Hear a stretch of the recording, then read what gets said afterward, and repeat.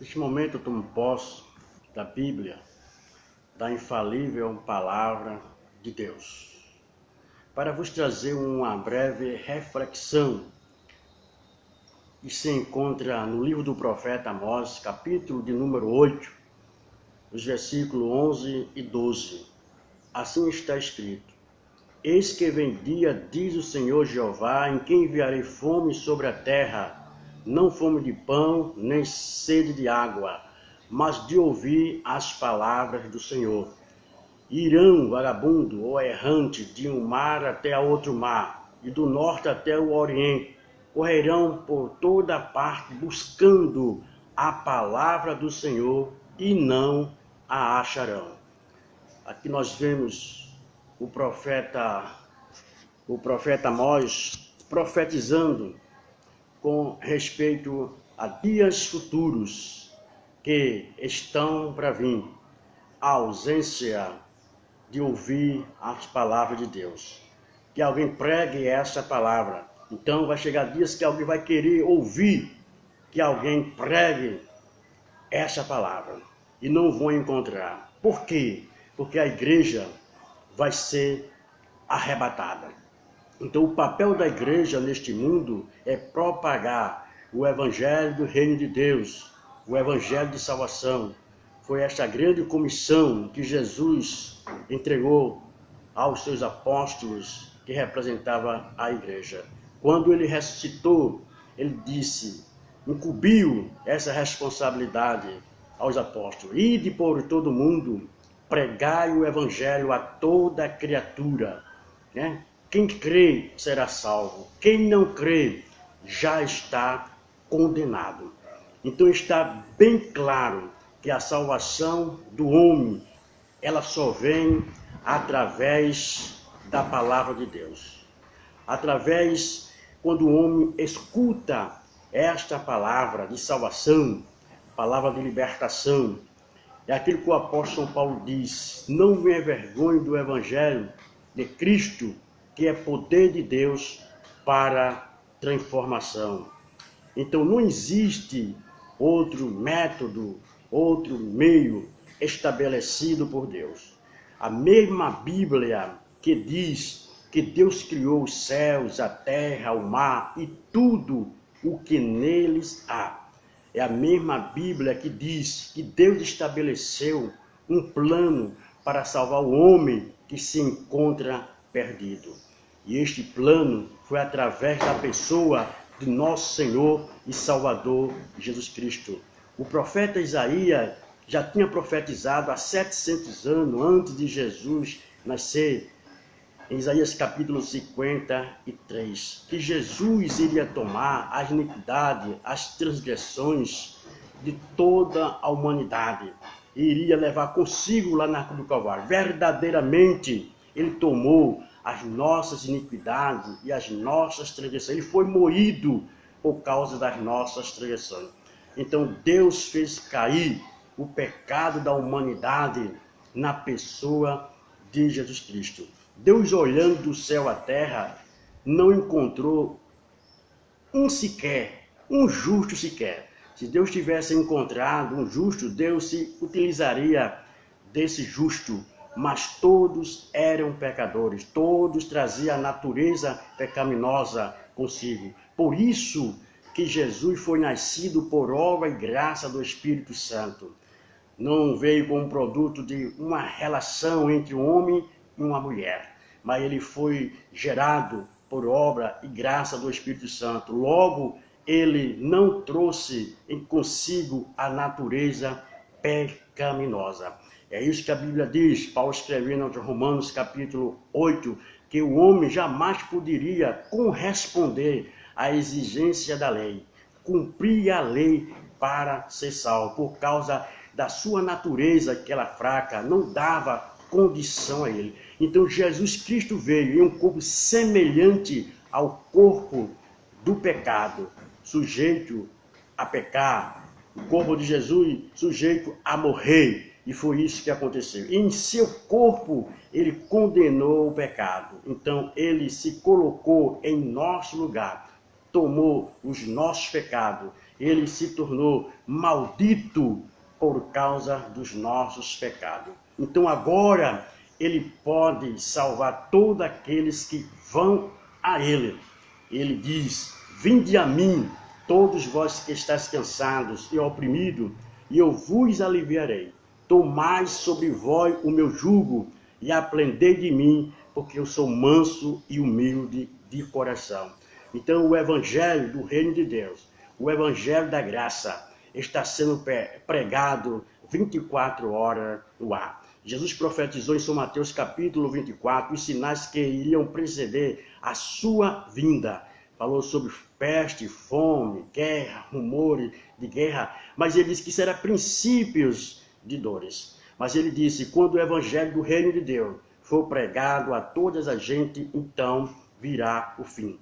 Então nós estamos vivendo a dispensação da graça, aonde Deus tolera todo tipo de insulto, todo tipo de blasfêmia contra a sua pessoa, porque é o tempo da misericórdia. Mas vai chegar um dia que Deus irá julgar a este mundo.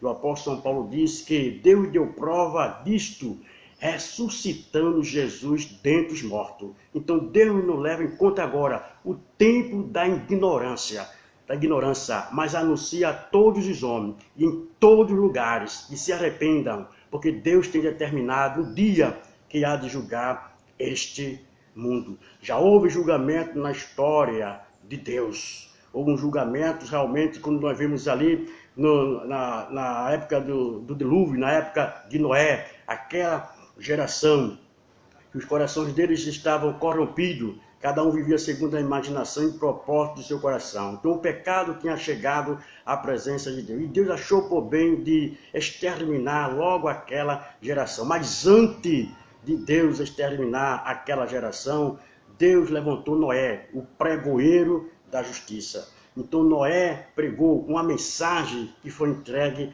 a ele, que aquele povo se arrependesse dos seus pecados, porque Deus iria mandar um dilúvio. Dilúvio era bastante água. Naquela época não chovia, evaporava. Então, chover era uma coisa impossível, mas não acreditaram.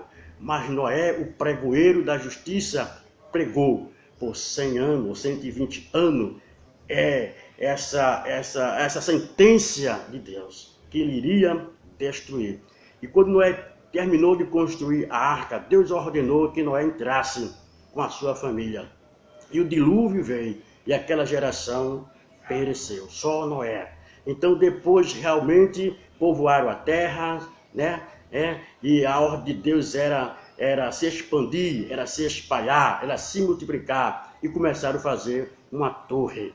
E Deus trouxe o juízo, colocando ali, foi confundir aquelas línguas, o idioma ele confundiu, então cada um foram dispersos para cada um para lugares opostos ali. Então a ordem de Deus foi executada. Então o juízo de Deus veio como confusão da língua, se chama Babel, confusão, Deus confundiu a língua.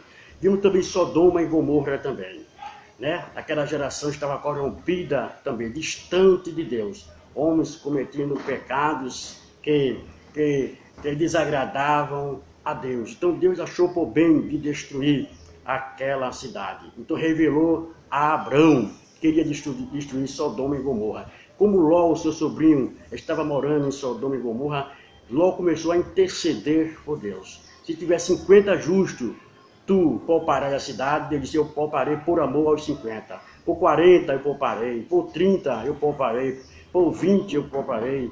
Por 10 eu pouparei a cidade. Só que na cidade não existia 10 justos. Só existia Ló e as suas 2 filhas. Até os seus genros não acreditaram que Deus iria destruir a cidade.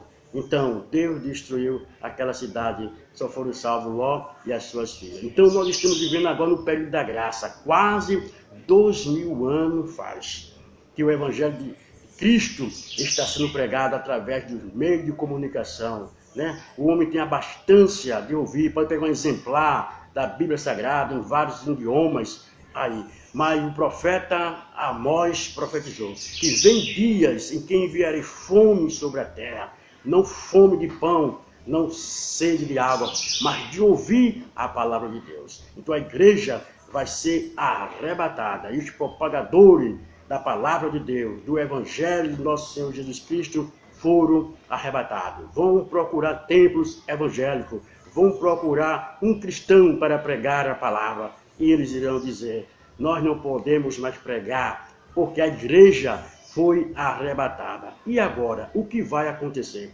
A Bíblia diz que irá ser inaugurado o período da grande tribulação.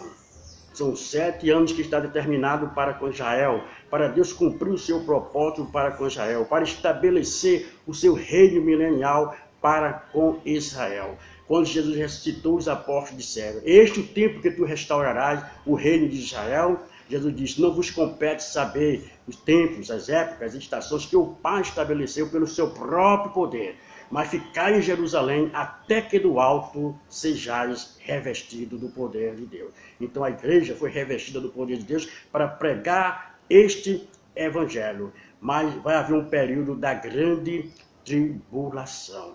O apóstolo São Paulo profetizou em 1 Tessalonicenses, capítulo 5, versículo 2. Quando vocês ouverem dizer paz e segurança, lhes sobrevirão repentina destruição. Então o arrebatamento da igreja está próximo.